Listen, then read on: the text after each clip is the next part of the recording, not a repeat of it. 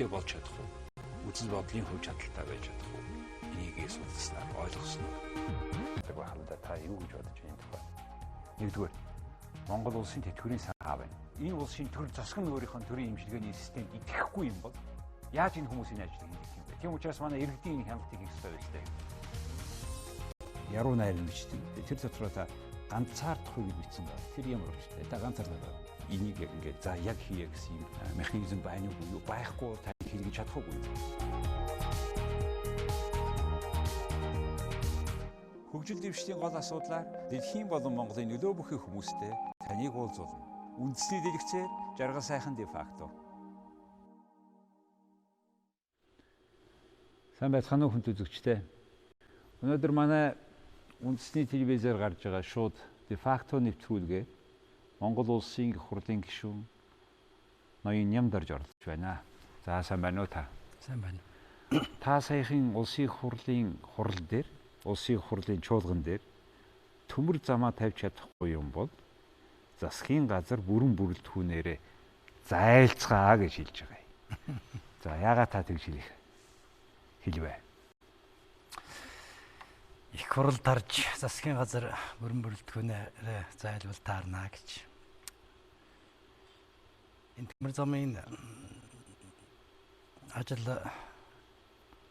2007 онд 3 компани төмөр зам барих зөвшөөрөл аваад 2008 оны засгийн газар байгуулагдахад энэ гашуун сухатын чиглэлийн төмөр зам, нарийн сухатын чиглэлийн төмөр зам гэсэн 2 төмөр зам бэлд. Тэрийг барих бэлтгэл нь хангагдчихсан байсан юм л да.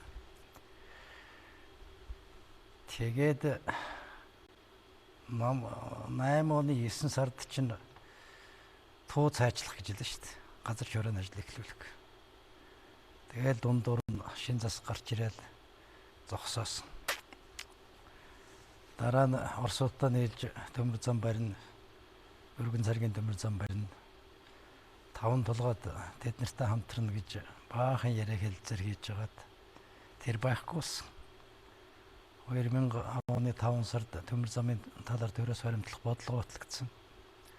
Тэр үед 2 жилийн дотор төмөр зам барина гэж бид нарт шилэн хоргон дээр бичсэн дурсгал гардуулж байсан юм л да. Өнөөдөр хардаа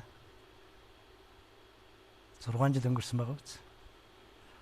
Тэгээ сүүлд нь төөрсөр байгаад бондны мөнгнөөс төмөр зам барина гэж 200 сая доллар зараад газар шорооны ажлын 80% гүйцэтгэлтэй байж хат одоо мөнгөгүй болоо зогслоо да. Тэгэхээр наадгаас ч бол зөвхөн нэг жаахан төмөр зам барих ажил саатад байгаагийн зэрэгцээгээр хамгийн аюултай юм ус хоорондын харилцаанд бол Ерөлийн адал болмод хэрэг явдал үүсчихэд байгаа байхгүй юу. Орос Монголын харилцаа, Орос Гитний харилцаа нарийн цаашлж ярих юм бол Монгол Америкийн харилцаа. Тэгэхээр 2011 оны 3 сар 18-нд Морикора гэдэг групптэй төмөр замын салбарт хамтарч ажиллана гэсэн орныг хуудастай гэрээ байд юм шүү дээ. Тэр гэрээн дотор чинь энэ төмөр замын хүнд тарга нь Бижинский байна гэд биччихсэн байд юм шүү дээ. Бижинский гэдэг нь Ирээгийн үеийн Америкийн төрийн нарын бичгийн дарга байсан. Ингээд дэлхийн цөмийн зэвсэгтэй 3 том оронтой зөвхөн энэ асуудлаас болж ерөнхийдөө харилцаа хөрсөн. Яагаад ингэж байгаа? Яагаад энийг барихгүй? Гол шалтгааныг та хэлж өгье. 5 толгойг тойрсон шунал энэ төрийг идэж дуусчихсан шүү дээ. Энийг хамгийн сонирхолтой юм одоо энэ урдан дотор байгаа бүх хүн мэдчихэж байгаа. Миний нь ярьж байгааг. Энийг үгүй гэж хэнж хэлж чадахгүй. Элбэгдэрж бас эхлэв. Ерөнхий сайд их хурлын дарга юу болоод өнгөрснийг толгой дараалал нь 76 гишүүн засгийн газрын бүх сайд нартайгаа мэдж байгаа. Мэдж байгаа мөртлөө энийг нь таслан зогсож чадахгүй байна. Яагаад? Эмгэнэл энд л байна. Айдас л байд юм байлгүй. Юу гэж сайгаад байна? Надаас асуух асуулт биш. Ийм юмыг үдсээр харсаар байгаад шийдвэр гаргаж чаддгүй юм бол зайлвал таарна гэж л би хэлсэн юм л да. Энэ их хурл гэдэг чинь их хурлын гишүүд гэдэг чинь төрийн өмнө тангараг өргөсөн цэргийн ёс сурвал шаардлагатай үед Монгол төрийн төлөө амь өгөх дангараг төрөм тавьчихсан хүмүүс шүү дээ эдгээр чинь. Хэлбэр нь жаахан цэргийнхээс өөрч гисэн. Нарийнда Монголын эрх ашиг хөндөгдсөн тохиолдолд амиа золиослно гэсэн дангараг өргөжчихсөн ус бид нар чинь. Ингээд бүх энэ заваа юмыг мэдсээр байгаад таслан зогсоож чадахгүй байгаа учраас л би энийг хэлсэн юм байна. Тэгэхээр та надаас би асуу гэж яаж юм. Гэхдээ биш тийм миний бодлоор бол одоо энэ улс төрийн биш байр сууриар, намын биш байр сууриар хардаг хүний хувьд Монгол улсад байгаа энэ бүхний цаана их том авилгал байна. Энэ авилгалын суурь нь улс төрийн намуудын санхүүжилтэнд байна. Улс төрийн намууд мөнгө хаанаас гарсныг хэлэхгүй байна. Үр тавьдаг юм уу, юмаа зарчдаг юм уу, гарч ирсэн хойно ингээд ер нь ингээд мөнгөтэй энд л хариу өгөхгүй л байгаа учраас юм бодлогогүй сэлүүргүй завшиг болчиход юм гэж би боддог. Та юу гэж бодож байна энийг? Санал нэг. 90 оны 5 сарын 16-нд Монголын төвхөнд анхад улс төрийн намуудын тухай хууль гэж гарсан. Тэр хуулийн 16 дугаар зүйлд улс төрийн намууд санхүүжилтаа өөрөө хариуцна гэд биччихсэн. Очроотой нь бий хууль шүү дээ. Баг хурлын гаргасан хууль. 90 онд. 90 он 5 сарын 16-нд. Тэр ерөнхийдөө бол энэ төр мөнгөнд идэгдэх их суурийг тавьсан тэрийг өөрчлөх тохиолдол ярьж байгаа. Тэгээ эцэслээд болж өгөхгүй байна. Хамгийн сүүлд ерөнхийлөгчийн сонгуулийн хууль 12 онд батлагдав. Тэр үед ядаж төрийн тэргүүнээ мөнгнөөс олдоход энэ 9 тэрбум төгрөгөөр ерөнхийлөгчийн сонгуулийг хандвгүй хийчих гэж би хурлаа байнгын орооны хурал элдв юм дээр зэтгүүлээд дийлээгүй юм шүү дээ. Ядаж л төрийн тэргүүн. Тэгэхээр улс төрийн намуудын энэ байдлыг яаж өөрчлөх юм бэ? Энэс чинь болоод авилгал гэдэг чинь гарч ирээд байгаа шүү дээ. Их суурин тэнд байна шүү дээ. Санхүүжилтийн асуудлыг нэгдүгээрт зохистой хэлбэрээр шийдэх хэрэгтэй. Энэ намал байдаг юм бол энэ санхүүжилтийн асуудлыг шийдэх ёстой. Хоёрдугаарт улс төрийн намууд боловс бүржнийхээ бодлогод эрс өөрчлөлт оруулах хэрэгтэй. Энэ мөнгө төр хоёр холилдсон явдлыг яаралтаа таслан зогсоохгүй болвол энэ Монголын төрд бий болсон гаж үзэгдэл цаашаа улам хүнд байдал руу төрийг чирнэ. Ард түмэнтэй хамт чирнэ. Боловсон бизнес нь ороогоороо жороогоороо гэдэг үг байдаг. Бизнес эрхэлдэг хүмүүс нь бизнес эрхлээд, төр зүтгэдэг хүмүүс нь төр зүтгээд энэ хоёрын ялгаа зааг нь нэг яаралтаа шийдэхгүй бол энэ цаашаа явахгүй. Би олон намын дарга ерөнхий сайд нарт энийг ярьж байгаа. Энэ чинь болохоо байлаа.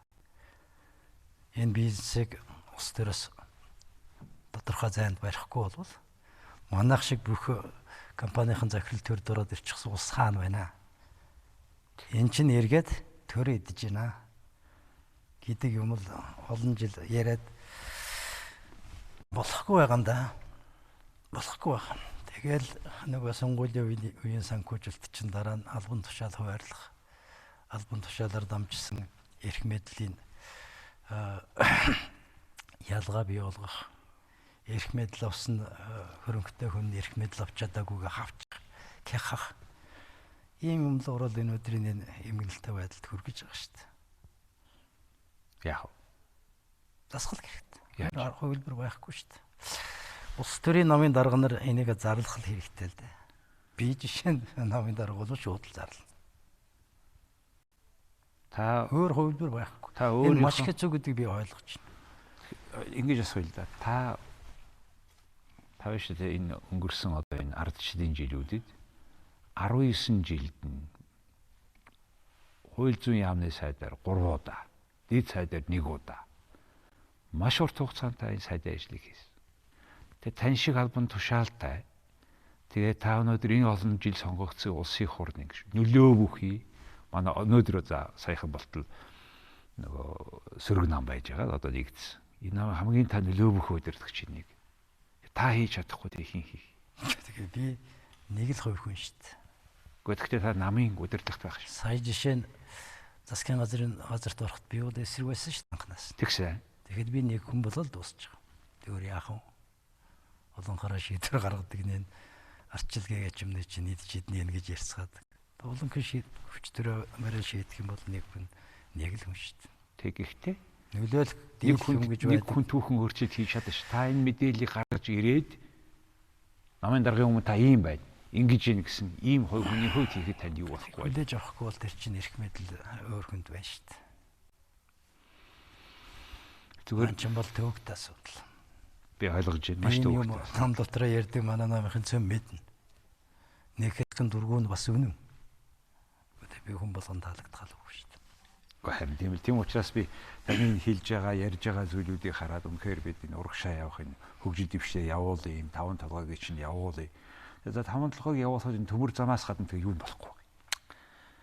5 толгой юу? 5 толгойг бодоод үзтээ. Би товчхон төвөг. 1 минут мэдээж. 50-аад оны их үед энэ урд илэрсэн гэдэг. 93 он хүртэл наадах чинь улсын мэдэлд байсан, ард түмний өмч байсан. Тийм. Яваагүй. 93 оны үед лицензийн BHP гэдэг дэлхийн 1 номерын уул уурхайн Австралийн компани авсан. 97 он хүртэл өөр дээрээ байлгаад ашиггүйгээд буцаагаад өгсөн. 97 оноос эхэлж Mine Info гэдэг компани наадах чинь өөр дээр аваад тэр ашиг малтамдыг хэрэглэх газрын дараа байсан Жаргал сайхан гэдэг хүний хувийн дүүнэрийн компани. Тэгээ жаахан байлгаж агаад Батболдод өгсөн. Энэ янзаараа 2007 он хүртэл явсан. 2007 он хүртэл явсан. 10 жил болж байгаа юм хооронд. Энэ 10 жилийн хугацаанд 2006 онд Монголын улс төр байдаг 2 номын гол бизнес эрхтэй хүмүүс Energy Resource Consortium гэдэг юм байгуулсан. Яваагүй дахиад нурсан. Тэрний дараа 2007 онд баяр ерөнхий сайдуулаад улсын медалд авна гэж зарлаад авсан. 2007 онд. Өнөөдөр 7 жилийн хугацаа өнгөрч байгаа үз 14 он гэхлээр. Тэр хооронд энэ Эрдэнэс 5 толгой гэдэг юм байгуулсан. Энэ явсангүй. Оросуудаа төмөр зам хамтарч барин 5 толгойг ашиглуулна гэдэг баахан яриа хэлцээр хийж байгаад нурсан.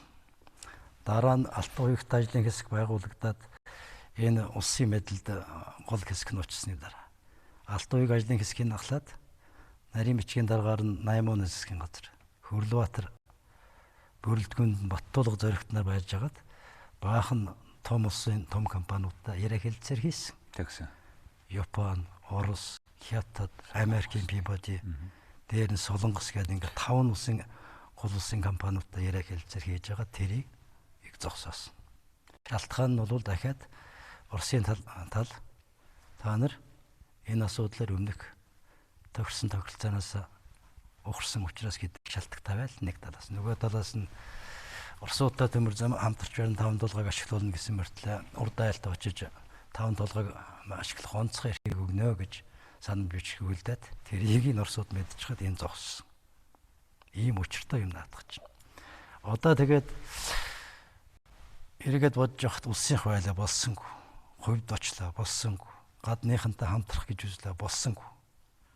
Дахиад улсын хуулиа болсонгүй. Одоо яах вэ? Хажууд нь хувийн компани болоод шүү дээ.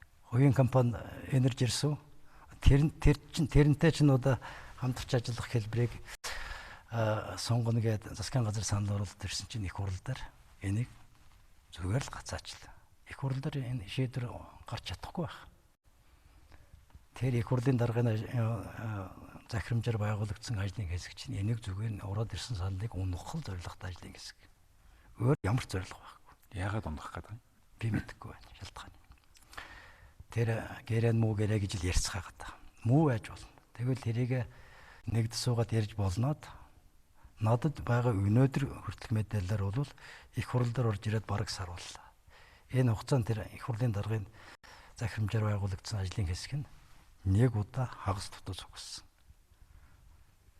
Саналаа нэгтгэгээгүй, байр суурийг илэрхийлээгүй байж ажлын хэсгийн ахлагч нь нэг компани талаар муу мэдээлэл цацаад явж штт. Тэгээд эцсийн дүндээ чи уулж яах вэ гэхээр өнөөдрийн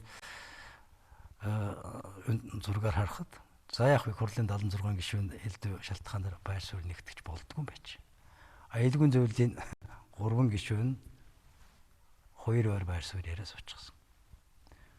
Монголын 3 том дарга саналаа нэгтгэж чадахгүй байхад их хурлын 76 саналаа нэгтгэнэ гэдэг бол ёстой тавигдсан шүү дээ. Тэгээд нэг намын хүмүүс. Одоо тэгээд наадах чи юу болж хувирч яана вэ гэхээр 16 оны их хуралд нэр дэвших шудрах хүмүүсийн өрсөлдөөний жүжиг тавьдаг талбар болж гүйцэтгэх юм л хувилбар явж шít. Өнөөдөр би бүлгийн хурал дээр наадах чи хөндөж ирсэн. Энэ оруулаад ирсэн юм энэ баталтгүй буцаад юм бол одоо буцаад ажиллаа хий. Баталтын бол баталтгүй бол буцаа. Энийг нэг хурал дээр хадгалаад явган хэрүүл хийдэг бол гэдэг санаа хэлээд намын удирдлага их хурлын удирдлагт энийг ярих болсон шүү дээ. Тэр хооронд эдийн засгийн байдлыг харахаар мөнгө төгрөг ханш ямар болж. Одоо ингээд инфляц юу болж. Монгол төгрөг доллартай харьцах харилцаа юу болж. Тэр хооронд нөөц маан дуусаад байдаг. Тэгээд нэг тодорхой тайлангүйгээр тэр хятадын юантай юм swap хяналтсээргээ тэнчэнээс мөнгө авч хэрэглээд байдаг. Энэ бүхнийг та яаж харж байна? Муу. Ер нь бол эргээд харалт тойрон байгаа ертөнцийн хар. Монголын нөөцийг хэн авах? Орос авахгүй. Орос ч нөөцөөр ахчихсан газар. Бидний энэ 6 төмөр замын 6 жилийн хэрүүл хийж байгаа хоорондор Оросуудын читэд байдаг нөөц норд ашиглахаар шийдвэр гаргаад 200 км төмөр зам тавиад 14 хоногийн өмнө Оросын телевизэн сууг хараас сууж явах тэнд хөрсөөлтийнхаа дэлбэлтийг хийгээд эхэлчихлээ. Энэ хооронд бид нэр зах зээлэл алдчих. Австралийн 1 тонн ачааных нь тээврийнхэн зардал $3 өртгөр Австралиас хятадын нэрэг дээр сонгоцоор явж байгаа. Юу бод сонгоцоор нөөц ирдэг. Манайх машинаар очиход $9-аас $12 зардаг тээврийн зардалд. Тэгээд Австралийн нөөцний чанар манайхаас сайн байдаг. Би тэр Австралийн чи 2 том нөөц норд дээр очиж л шүү дээ. Манай 5-7 нөөцийг анх шатны угаалт хийхэд бол хаяг 40% гардаг. Австрали 30% гардаг. Газар дээр нүдсэн юм ярьж шүү. Энэ хооронд зах зээл алдна. Урд айлаас хэрэглэгч байхгүй шүү дээ. Энэ нөөцийг тий хинч орж ирсэн гэсэн урд зах зээл өгч байгаа. Тий. Нислэг онгоцоор зөөх юм. Каргогоор зөөх юм уу? Солонгосоор каргогоор зөөх юм уу? Байхгүй шүү дээ. Тэгэхээр наадах чинь болвол дотроо хэрүүл хийж байгаа л 5 толгойг хөдлөхгээс өөр хувилбар байхгүй шүү дээ. Оюу толгойг хэрүүлтэй уруултаа нэг юм хөдлөсөн. Монголын төрнийгч төгрөг зарлалгүйгээр нэг үйлдвэр болсон. Энэ үйлдвэрийн өнгөрсөн жилийн татврын хэмжээ 300 тэрбум төгрөг болсон оюу толгойх. Оюу толгойг гадныханд гэлгэлчлээгээл maaхан жүжиг тавьж штт. Эрдэнтийн нодлон жилийн төрсөн татвар 426 тэрбум төгрөг. Оюу толгойгийнх 300 тэрбум төгрөг. Одын давшлаад байгаа Петрочайнагийн нодлон жилийн төсөвтөлсөн татвар 276 тэрбум төгрөг. Одоо энэ унах гээд байгаа EMSS группийн төссөн татврын хэмжээ 226 тэрбум төгрөг.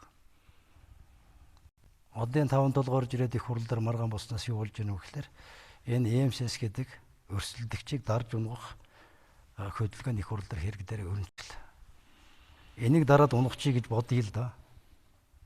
226 тэрбум төгрөгийн татвар байхгүй Монгол хүний компани байхгүй болно да. Хэдэн мянган хүн ажиллаж. Энэс Монгол хэн хоцох вэ?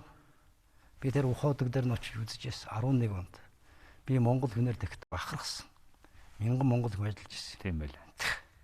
Тэр барьсан байр тий. Цагаалгаалсан. Тийм байр. Хажуу талд нь сургууль цэцэрлэг. Нэг бүтэн суурин газар босч байгаа шүү дээ. Энийг Монголын төр яагаад харахгүй байна? Одоо оюу толгойгоор их хурл дээр гол давшилт хийгдэж байна. Оюу толгойг гагийн шүүхт өглөөл гин. Гагийн шүүхт хүн алсан хүндрэлт нээсэр гэмтгэрэг үйлдсэн этгээдүүдийг шүүд юм л да. Одоо хамгийн сүүлд дахиад оюу толгойн гүйцэтгэх захирлыг арбитрийн шүүхт өгнө гэж байгаа. Арбитрийн шүүх ямар хэргийг авч хэлцдэг вэ гэхээр тэр эдийн засгийн харилцаанд орсон хоёр тал энэ хооронд марга үүсгэх юм бол аль нэг талынх нь саналаар тэр маргааныг шийддэг шүүх шүү дээ. Тэгэхэд их хурлын нэг гишүүн оюу толгойн гүйцэтгэх захирлыг арбитрийн шүүхт өгнө гэд хүн ичжихмээр юм яриад явж шít. Ингээд байхлаа чи Монголын эдийн засгийг яаж босгох юм чи боддоо. Одоо 5 толгойг ингээд зогсооч. Эрдэнэс 5 толгой компани ашигт ажиллаж байна гээл яриад байгаа. Эрдэнэс 5 толгой компани ашигт ажиллаагүй. За. Одоо 900 тэрбум төгрөгийн өртөө. 11 онд хөр суулгахад нь би дээр нь зогсож байсан. Батуудыг дагаж ирсэн зоригд. Тэгээд хоёр захирал нь хөрөнгө мөнгөний асуудал холбогдоод Тэглээ. чих халууцуулаад байна. Тий. Энэ мөнгөний юм байх бол энэ хэлбэрээр байх юм бол. Гэхдээ ер нь төрийн их олон компани. Тэгээд хайчлаад зогсож байгаа биз. Энэ хооронд ч нурдайл бас хариу ямар юм болох юм бол. За ингээд ертөнцид байдаг бүх том улсуудын энэ асуудлаар ярьж үзлээ болсонгүй. Монгол дотроо ярьж үзлээ болсонгүй. Одоо яах гаригаас нэг юм оруулж ирж ил хөдлөл нэг арга харагдаад байгаа юм. За хоёул харигаас үнд утгаас үнд нэг завсарлаад энэний дараа хоёул эдийн засгийн өнөөдрийн байдлын тухай мөнгөний ханшийн тухай ярья.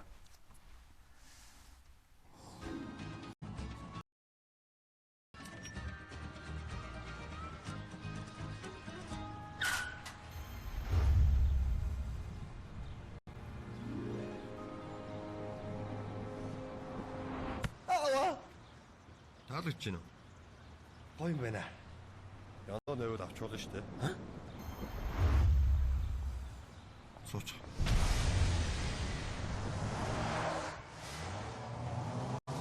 Яндаа та 9-7 хоног урамшуулалт аян эхэллээ. Mobicom.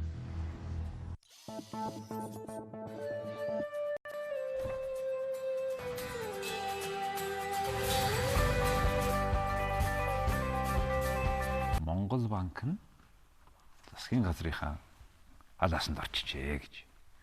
Их хурл дээр ахиад чуулган дээр та мэдээлэл гаргаж байгаа. Яагаад тийм мэдээлэл гаргаж байгаа? Би нэг ийм юм ярьсан. 12 оноос хойшийн төрийн тухай.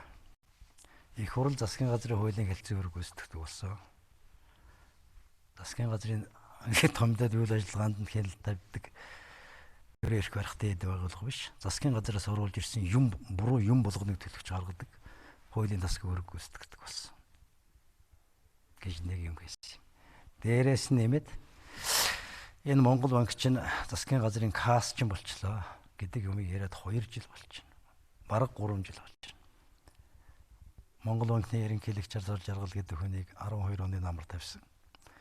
12 оны 10 сарын 20-нд орон нутгийн сонгуул явагдчихсан тэр үед өн докторжуулах дэд хөтөлбөр гэдэг юмд Алтан уяг Зол Жаргал хоёр гар хэсэг турсан. Энэ огт байж болдог асуудал. Хуулиар хориад. 90 онд хоёр шаталтай банк байгуулдаг учир нь ердөөл. Заскаас мөнгөний бодлого нь тустай байх хэвээр. Хоёр шаттай банк байх хэвээр. Монгол банк ямар ч тохиолдолд засгийн газрын тустай байж мөнгөний бодлого явуулах хэвээр гэдгээр хууль гаргасан. Өөрөө зөөлөхгүй, арилжааны зөөлөхгүй. Арилжааны банкудаа хэн зээлийг арилжааны банкуд өгнө гэд ингээд хууль гаргаад 20 жил явсан банк. Тэгээд нэгдүгээр үе шатанд 12 оны тэр орон нутгийн сонгуулиар тэг засгийн газрын харманд орж 3 тэрлэн төгрөг зарсан Монгол банк. Одоо тэр 3 тэрлэн төгрөгийг тараасан төгрөгийг засгийн газар өөр дээр авах гэж байгаа. Шийдвэрийн төсөл бэлтгэж байгаа. Боддоо. Тэгээд засгийн газрын өөр болоод тийм гэрээ тийм. Хаяг. Тийм гэрээ байхгүй одоо тийм шийдвэр гаргах төсөл бэлтгэж байгаа. Тэгээд та нараа батлуулах юм уу? Батлуулах гэж байгаа. Тэр үед нөгөө хэлье гэж бодож байгаа. Дараа нь 13 оны ерөнхийлөгчийн сонгуулийн үеэр 5 сард шиг санагдаж байна. 8% нуран суусны зээлийн баримтчиг дахиад Алтан уяг тагаар өсөж турсан. Энэ дандаа сонгуулийн ус төрийн арга хэмжээ байсан. Наадах чинь болохгүй гэсээр байтал эднэр хийсэн. Одоо эргээ тар. 13 оны 7 сарын 28 гэдэг өдөр шиг санагдаж байна. Долларын ханш 1380 байж асны 1700 ниссэн. Тэгсэн байхаа наадмын дараа. Тэгсэн наадмын дараа. Яг наадмын дараа. Ингэж л наад засгийн газрын кассын үүрэг гүйцэтгэсний үр дагавар гарсан да. Энээс өнөөдөр юу болж байна? 700-аар төгрөгийн ханш суларч байгаа үз. Өдөрт 3 талах жирийн хүн авдаг байсан бол нэгийн зүгээр л долларын ханшны өсөлт замаас нийцэж байгаа. Бүх аж ахуйн нэгжүүчийн байдалд орсон. Одоо ерөөсөө долларын дараа төлөв чадвар. Энэ эдийн засаг унж байгаа бүх шалтгаан чинь энэ мөнгөнийхөө бодлогыг барьж чадаагүй та. Энэ мөнгөний сул бодлогын үйл засгийн газрын кассын үүрэг гүйцэтгэхтэй холбоотой юм шүү дээ. Тэгэхээр өнөөдрийн энэний хариуцлагыг хүлээх ёстой гэдэг юм яриад явахгүй байгаа шүү дээ. Явахгүй байна. Одоо өнөөдөр дахиад сүүлийн үед гарч байгаа муу юм болвол зарим аж ахуйн нэгжүүдэд Монгол банк зээл болгосон гэдэг асуудал яригдж эхэллээ. 2-3 компанид их хэмжээний зээл өгсөн гэдэг асуудал яригдчих. Өөрөө шууд уу? Өөрөө шууд. Хэрвээ энэ үнэн болвол дахиад асуудал үүснэ. Яахлаараа нэг хэсэгт Монгол банк зээл өгчихдээ. Бага хувийн хүйтэй. Яахлаараа бусд нь арилжааны банкудаас жилийн 17% хүйтэй зээл авчаад юм гэдэг. Яриа гарч таарна. Ингээд дахиад нөгөө босромог дур зургийн 6-аар авирсан үйлдэл энэ газар болоод байгаа. Гэхдээ энэ бүхний чинь боли зогсоё гэдэг тэр Тэмүүжин сайдын үед чинь баахан өөрчлөлт хийгээл хууль зүйн тогтолцоогоо өөр болоод тахрын алба энтер гэж байгуулаад одоо болохоогүй тэр буруу болсон байна гэж буцаагаал авилгалтай тэмцэх газар гэж байгуулаад энийг та яаж харж байна? Авилгалтай тэмцэх газар чинь 2006 онд их хурлын гишүүд хууль санаачилж байгуулагдсан юм байна. Би яг үүндээ бол 14 жил ийм байгууллага бий болоход нь дэг тавиас сүүлд нь хүч хөрөхгүй болол энэ байгуулагдсан юм байна. Авилгатай тэмцэх гэдэг үзэгдэл чинь бол байх ёстой үзэгдэл нэг талаас. Нөгөө талаас энэ буруу юм явуулчихад байна вэ гэхээр энийг улс төрийн тэмцлийн арга болгож хувирсан. Энд л аюул байна. Аюул байна. Одоо сүүл үед бизнес эрхэлж байгаа хүмүүсийг цөмөрнгийн аваач шуурд хийгээд байна гэж арчсан намынх нь өсрээд байна. Энэ авилгалтай тэмцэн гэж хамгийн их чанга дуугаар ярьжсэн билээ. Тэгээд өөрөөсөө асуудалд олбогчхад хариу эргээд авилгатай тэмцэх газарлуудаа яриад эхлэхээр над жишээ нь огтаалагдахгүй. Бидсэн хөлсөн бол хөмбөр шүүх үйл явдал тэгшэрхтэй хүчтэй. Ичгээ шоронд явах гэж байгаа бол ялангуяа толгой нь ус төрд байж байгаа хүмүүс одоо ёстой залуучууд ярьдаг хохин гэхээс өөр яадаг. Идөө гэж сунгасан юм. Би тэгээд энэ сүүлчийн засгийн газар байгуулагдахад хоол иж байгаа таваанаас битгий хулгай хийгээр муухай байд юм гэж хэлсэн. Томлогж байгаа сайд нарт нь бүгдээрэнд нандаж. Энэ ч л асуудал үүсгэж байгаа. Хуулийн шинжил гэдэг юм бол буруу ёсоо. Би анх Тэмүүжинд өөрт нь хэлсэн. Үндсэн хуулинд хашигтаад болдгоо маа. Өөрөөр хараа шийдчмээр юмнууд байдаг боловч үндсэн хуулиа дагахаас өөр аргагүй байт. Өөр юм гэхлээр үндсэн хууль хөндчих гээд байд юм шүү гэж хэлээд ажлаа өгсөн.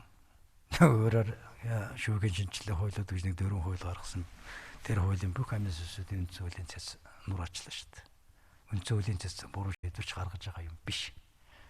Энэ үндсэн хууль гэдэг юмд захирагдаж төр ажиллахгүй бол мөнгөний ийм асуудал үүсгэн шүү дээ.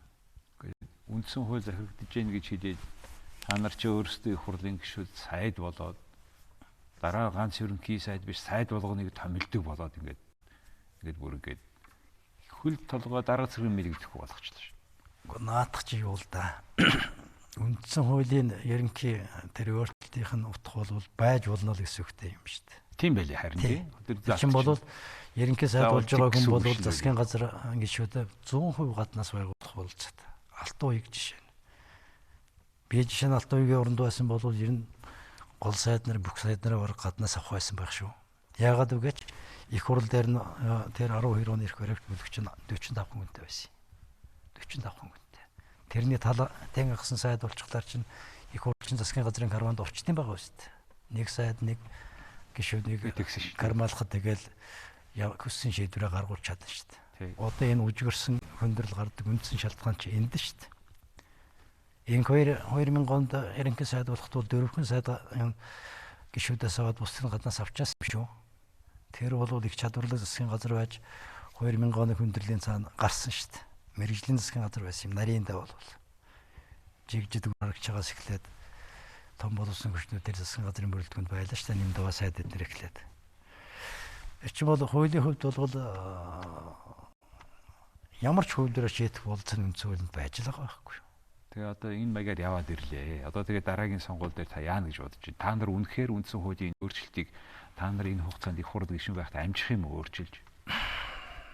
Зүгээр ажлын хэсэг байгуулагчсан тэр ажлын хэсэг нь саналаа боох төвшөндөө бичгийн гэлбэрт оруулж явж яана гэж би дууссан.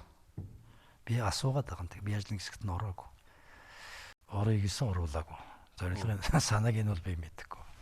Би өөрөө барах үйсэн байгаа. Эсэргүй хүн байж болд юм бол наа чи би орчих яад ингэж. Ядаж би чигтэл хэрэг болох юм болов гэж. Тэгээд амжих юм болоо да. очих юм болов уу? Тэр байна. Хүлээж байгаа юм. Улс төрийн намуудын хуулийн асуудал, сонгуулийн санхүүгийн асуудал байна. Намын санхүүжилтийн асуудал байна. Сонгуулийн асуудал байна. Сонгуулийн хууль энэ хаврын чуулганаар зааш өөрчлөх ёстой бол заашгүй өөрчлөх ёстой. Одоо хүртэл бэлэн сан орж ирээгүй шүү дээ. Бүр нарийн ярих юм бол сонгуулийн нэгдсэн хууль гээд нэг хуулиар 3 сонгуулийг зохицуулах юмнууд эднэр ярьж байгаа. Үндсэн хуулинд ерөнхийлөгч, их хурал, орон нутгийн сонгуул 3. Ерөнхийдөө бол хуулиар зохицуулагдана гэдэг тус тусынх нь бүлэг заачсан байдаг. Өөрөөр хэлбэл 3 өөр хуулиар энэ зохицуулагдана гэсэн санаа. Би энийг саяхан дээр ажлын хэсгийн хүмүүс нэг хурал удирдлагад хэлсэн. Та нар нэг хуулийг огт болдгүй юмыг нэг хуулиар зохицуулна гэж юу яриад байна. Үндсэн хуулиа дахиад хараа. Ийм 3 заалт байгаа шүү гэдгийг л сануулсан. Тэгээ одоо юм бичин хэлбэрт ороогүй хууль орж ирээд батлагдахад бол хэцүү дээ. Үндсэн хуулийн өөрчлөлтөж алгаагүй. Яг нарийн дэйний хурал бол үндсэн хуулинд өөрчлөлт оруулахад нийгэм хэр зэрэгүүлж авах юм бол. Энэ их хурал 6 дахь удаагийн их хуралд би сууж байна. Энэ их хурал шиг ийм нэр хүндээ барсан их хурал байгаагүй шүү. Яг үндэ хэлэх юм бол. Гэхдээ хүмүүс ч гэсэн одоо их ядарлаа шүү дээ. Ядарч шүү дээ. Тий. Гэхдээ тийм учраас тэр зарим хүмүүс чинь их хурал одоо ингээд боловол таарна гэж ярьж шүү дээ. Сүүлийн үед надад бодогдоод байгаа юм бол одоо энэ том зарчмаа сольж чаддгүй юм бол одоо энэ төгрөгтэй мөнгөтэй хүмүүс чинь хүч төрээд ерөөсөө бүхний дээр гарлаа шүү дээ. Сүүлийн үед арга ядад бодогдож байгаа юм бол ер нь засаглалын хэлбэрлэл урахаас аргагүй болж байгаа юм биш үү гэдэг юм надад их бодогддог болчихлоо. Би ч нэг парламентын засаглалыг төгөлдөржүүлж цаашаа сайжруулах ёстой гэж байнга ярьдаг байсангүй шүү дээ. Одоо бол нөөцөө шавхад дуусч энэ да. Энд чинь төртөч юм шиг, төргүүч юм шиг яаж ингэж явах юм бэ? Одоо нэг хэдэн том компани захирал орж ирэл ил далдуурын төрийн бүх юмыг өөрийнхөө дөр 6 хуулийг шийдээд авах юм бол энэ төр цаашаа явахгүй яа. Харин тэгээ та төвчээр ярьсан шүү дээ. Энэ чих үсвэр нь ахаад л тэр намуудын чинь санхүүжилт байна. Мөнгөтэй хүмүүс тандрах. Намын санхүүжилтээс гадна энэ төрийн тогтолцооны асуудал. За. Энэ ер нь цаашаа парламентээс зэксэл явах юм болов уу? Миний хувьд эргэлзээтэй болчихлоо. Гэхдээ бидний сонгож авсан зам юм шүү дээ. Энийг энэ үндсэн хуулийн өөрчлөлтөөр ярих хэсэг нь бол ойлгомжгүй байна л да. Ярихгүй юм шиг байна. Тэгэхээр ерөнхий зураг нэг жаахан би энэ улсын төлөө яг одоогийнх шиг ингэж их санаа зовж эсвэл гараагүй шиг санагдаад байгаа надад. Даваа байна тэрийг давжуулна гэж бодож явж байсан болохоос биш энэ мухардалд орсон байдлаар яадаг болдоо гэж санаа зовж байгаа. Ингэж их санаа зовж эсвэл байхгүй шүү. Энэ хаврын нэг чуулган дээр та нар энэ хурлын гишүүдийг тусгаараа цоожлоод 3 хоног Украинд болж байгаа явдлыг хар. Украины хямрал нарийнда бол парламентын хямралаас их гэсэн 10 жилийн өмнө гэдгийг чуулган дээр нэг хэлээд хайсан. Тэр зураг харагдаад байгаа байхгүй. Украин сайхан орн байсантай бид нар оюутан байхад ярихгүй. Дэлхийн хөрсний үржил шимээр 1 номер орно шүү дээ. Хамгийн сайхан хар хөрстэй орн. Ухаанг улс төрийн зөвтгөлтнөд улсаа ямар болгодгийг дэндээс харлаа да. Та Ленинградд оюутан багтыг шинэлээд явсан бэ? Чөндөө манай ихнэр чинь оюутан төгссөн юм байна. За та бидний үе оюутнууд. Та бидний бас танил байсан, тантай цуг ажиллаж исэн өөр хүний тухай асуухгүй байж бий болохгүй байна. Яагаад гэвэл та энэ хууль зүйн энэ улс орны шударга байдлыг хариуцж ажиллаж исэн хүн. Би хэнийг хэлж ийн гэхээр мо талигач Санжаа Сүрэнгийн зоригийг бүр бодон танаас асууя гэж бодсон юм аа. Одоо болтол тэр хүний ингээд буруут нь олдохгүй юм. Тэгэл ингээл баахан ярьж шүү гэж байгаа л төрсөн өдрөөр нэг цэсэг тавьчаал ингээд монголч шуугаад ингээд суугаад байна. Та бидний сургуулийн үеийн андуу тантай олон жил ажилласан коллега гэж яриул тийм ээ. Тэгээд хувь хүн талаас ч гэсэн та ер нь өнөөдөр яаж харж байна? Ямар нэг мэдээлэл гаргав нь 2000 онд хуулийн яамд очиход баримттай мэдээлэл гаргаж өгөх юм бол 500 сая төгрөгийн урамшуул өгнө гэсэн засгийн газрын шийдвэр гаргуулад тэг чадаагүй юм шүү дээ. Өгөөгүй мэдээлэл ирээгүй. Хэцүү. Юу болчихсон бэ гэхээр яг хэргийн газрын үзлэг дээрээ бүх юм алдсан. 70 хүн ороод гарсан гэд боддоо. Хэргийн газрын үзлэг дээр би хуулийнханд хэлдэг баг. Та нар бурхан багш ирсэн ч битгий оруулж.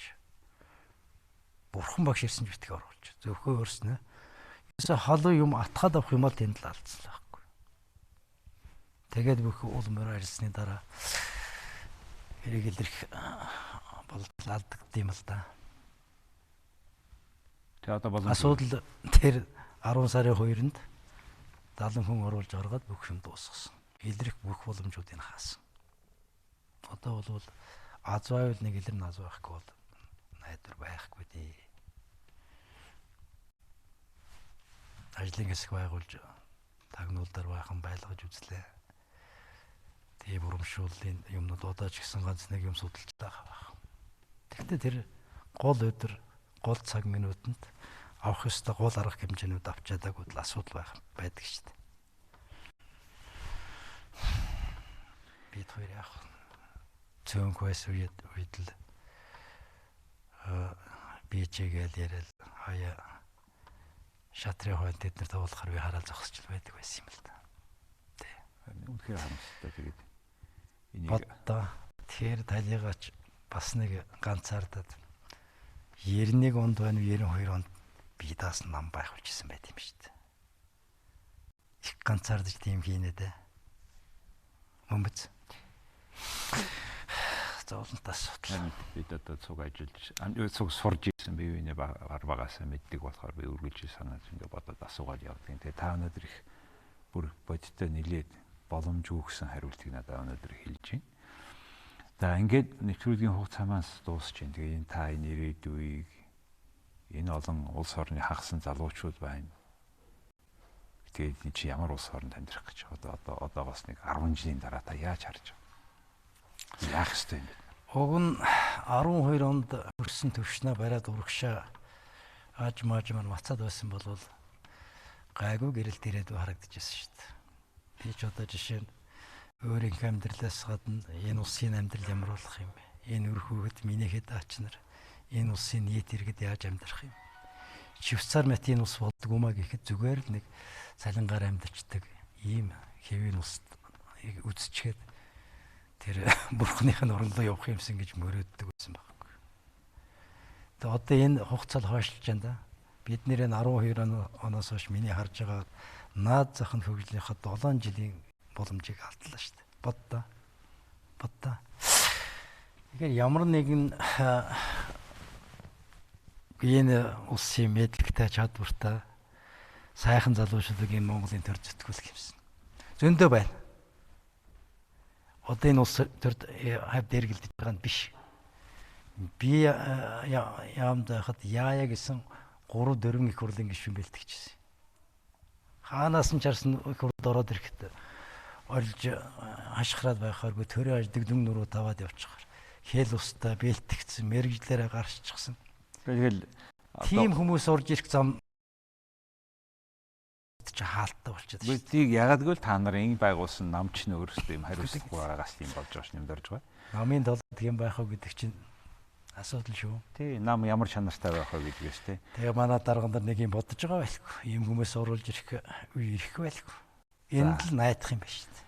За таны найдвар биел тугай хүн бол бас бүх ард түмний бүх монголчуудын найдвар. Ингээд үндсэндээ манай цаг дууслаад манай нэвтрүүлэгт ингээд өөрөөр хүлээж аваад оролцоод илэн далангүй олон асуудлаар ярьсан талархаж байна. Тэгээ та өнөөдөр манай нэвтрүүлгийг сонссон, харсан телевиз үзэгчдээ бас талархъя. Өнөөдөр манай де факто нэвтрүүлгээр Монгол улсын их хурлын гишүүн Нямдарж оролцлоо. Баярлалаа. За энэ хурлыг итлээ.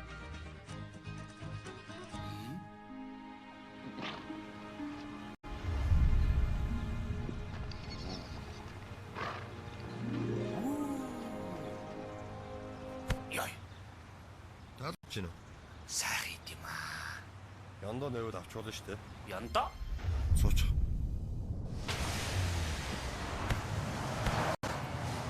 Яндаа та 9-7 хоног урамшуулалт аян эхэллээ.